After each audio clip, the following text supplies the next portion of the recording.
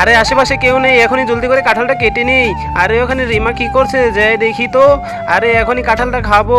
হে হে রিমা, একা একা কেন খাচ্ছিস, আমাকে দে না। এই তো কাঁঠালটা নিয়ে গেলাম, ঠিক আছে রিমা, ভালো থাকিস। আরে চাচি তুমি এটা কি করলে, পুরো অর্ধেক কাঁঠালটা তো নিয়ে গেলে। হ্যাঁ আমার অর্ধেক কাঁঠালই লাগবে। আরে এখন এই কাঁঠাল দিয়ে কী করবো, আইডিয়া পেয়েছি, এই কাঁঠাল দিয়ে সুন্দর একটা মজার রেসিপি বানাবো। এই তো কাঁঠালগুলো সুন্দর করে কুচি করে কেটে নিলাম, এখন ব্লেন্ডার করতে হবে। এই তো ব্লেন্ডার করে ফেলছি। এখন এই কাঁঠালের ভিতরে কিছু পাটালি গুড় দিতে হবে। এই তো গুড়গুলো সুন্দর করে ভেঙে এখন মিক্সার করে নিলাম। এই তো মিক্সার করা হয়ে গেছে, এখন এর উপরে কিছু আটা দিতে হবে। এই তো আটা দিয়ে মাখিয়ে নিচ্ছি।